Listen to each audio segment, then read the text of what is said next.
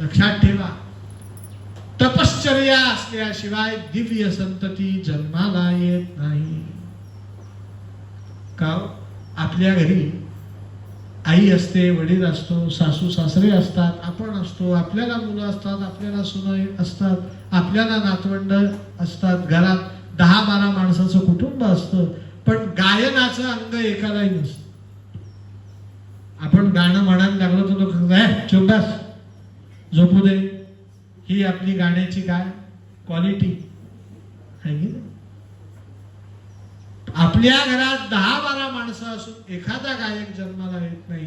मी नावं सांगतो, पण एकाच घरात लता मंगेशकर, त्याच घरात उषा मंगेशकर, त्याच घरात आशा मंगेशकर, जिला तुम्ही आशा भोसले म्हणता, त्याच घरात मास्टर हृदयनाथ मंगेशकर, त्याच घरात मास्टर दीनानाथ मंगेशकर, एकेका घरात 5-5 गायक, तेही पट्टीचे जन्माला कसे येतात.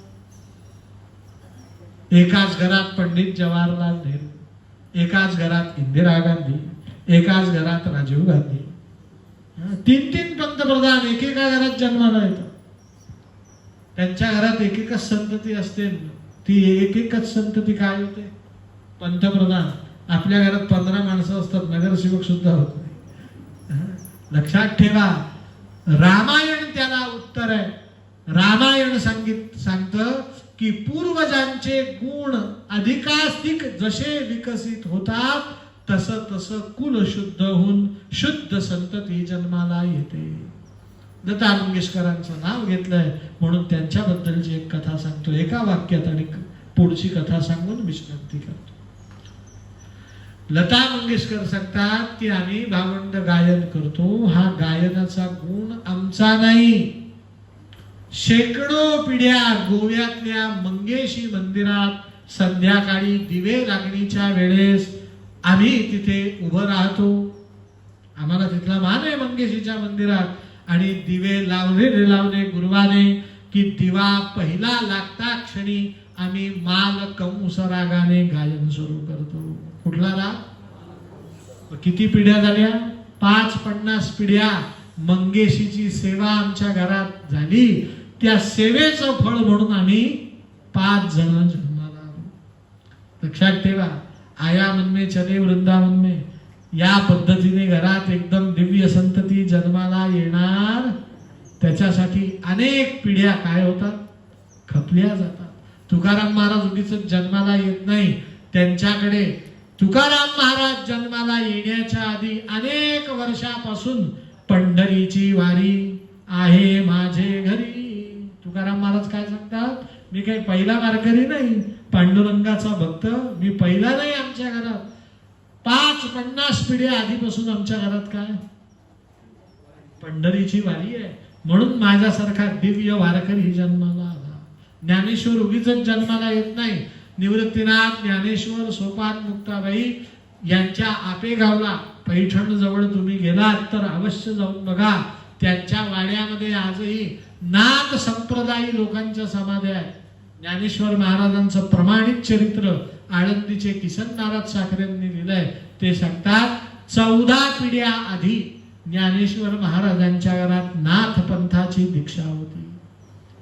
म्हणजे निवृत्तीनाथांना गैनीनाथांनी जी दीक्षा दिली ती परंपरा काही त्या पिढीपुरती नव्हती. सुरुवात कधीपासून झाली होती? आधीपासून. आदिनाथ गुरु सकळ सिद्धांचा मच्छिंद्रतयाचा, मच्छिंद्राने बोध गोरक्षासी केला, गोरक्ष ओळला. गहिनी प्रसादे निवृत्ती दातार, ज्ञानदेवा सार सोजविले.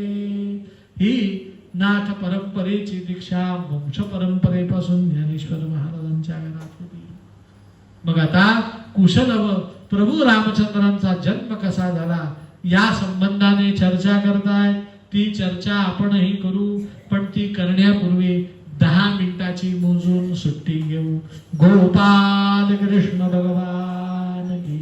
ज्यांना हातपाय धुवायचे त्यांनी हातपाय धुवा, ज्यांना पाय मोकळे करायचे त्यांनी पाय मोकळे करा, ज्यांना कुठेही जायचं नाही त्यांनी इथेच बसून राहा. हरये नमः, हरये नमः, हरये नमः. गोपाल कृष्ण भगवान की जय. राजा दशरथ, या दशरथाने 3 विवाह केलेत. कुशलव सांगतात की एक पत्नी व्रत हे सूर्य कुळाचं भूषण आहे. मग राजा दशरथाने 3 विवाह का केलेत? तर राजा दशरथाने 3 विवाह केलेत त्याच्या पाठीमागे काहीतरी कारण आहे. राजा दशरथाचा प्रथम विवाह झाला कौसल्येशी. कौसल्येशी विवाह झाला. 16 वर्ष झाल्यात राजा दशरथाला पुत्र संतती झाली नाही. वसिष्ठ ऋषींनी एक दिवस राजा दशरथाला सांगितलं, राजा दशरथा, 16 वर्ष झाले तरी तुला संतती होत नाही, याचाच अर्थ तुला काहीतरी ग्रह बाधा असल्या पाहिजेत, काही नक्षत्रांच्या बाधा असल्या पाहिजेत, काहीतरी दोष असला पाहिजे. मग त्याचं निराकरण करून पुत्र संतती तुला प्राप्त होईल. परंतु तुला एक सांगू का? म्हणे काय? सुलक्षणा असणाऱ्या एखाद्या कन्येबरोबर तू विवाह कर की जिच्यात ग्रहबाधा नक्षत्रबाधा नाही, कुठल्याही प्रकारचा दोष नाही, अशी निर्दोष कन्या तू कर. कौसल्येची परवानगी घेतली आणि पुत्र प्राप्ती व्हावी म्हणून कौसल्येच्या आज्ञेने, कौसल्येने परवानगी दिली म्हणून राजा दशरथाने दुसरा विवाह केला सुमित्रेशी.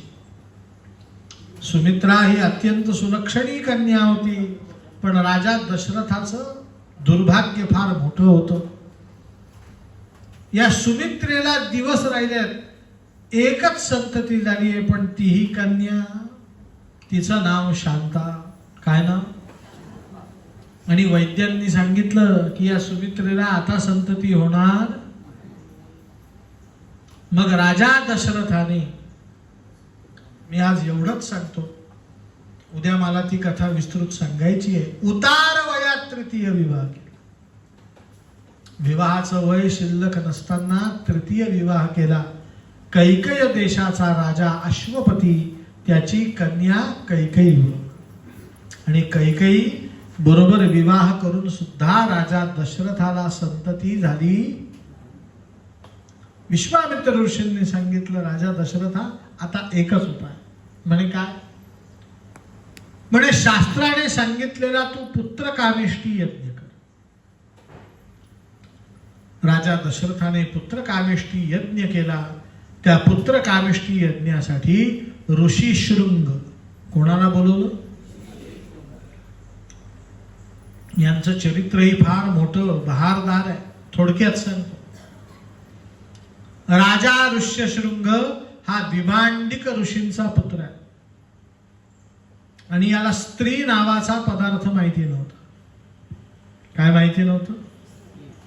काम, क्रोध, लोभ, मोह, मद, मत्सर यांच्यापासून तो काय होता? लांब होता.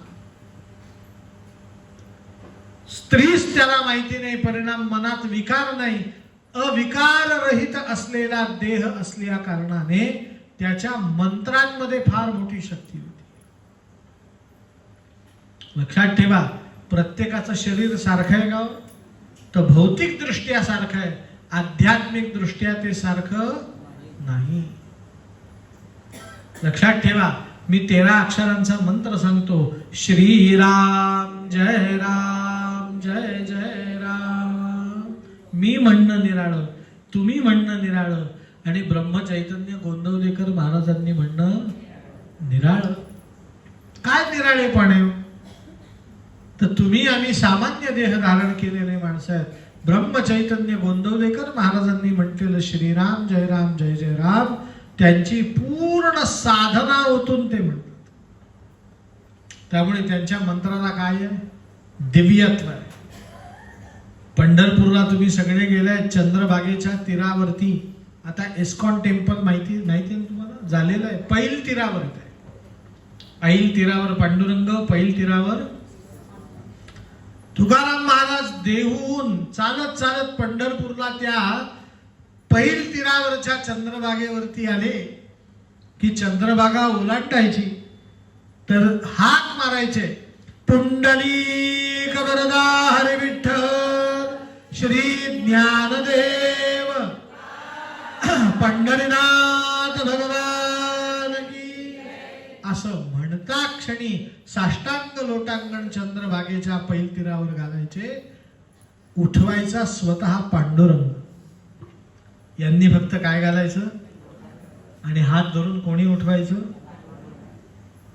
विनोदाने ऐका, एकदा पंढरपूरला मी गेलो, पैलतीरावर उभं राहिलो, हाक मारली जोरात, पुंडलिक वरदा हरी विठ्ठल श्री ज्ञानदेव पंढरीनाथ भगवान की. कोणी आलं नाही उठवायला. आता मी तुम्हाला गंमत सांगतो, मंत्र तोच आहे. पंढरपूरचा पांडुरंगही तोच आहे, चंद्रभागाही ठिकाणही. मग तुकाराम महाराजांना उठवायला पांडुरंग येतो, मला येत नाही का?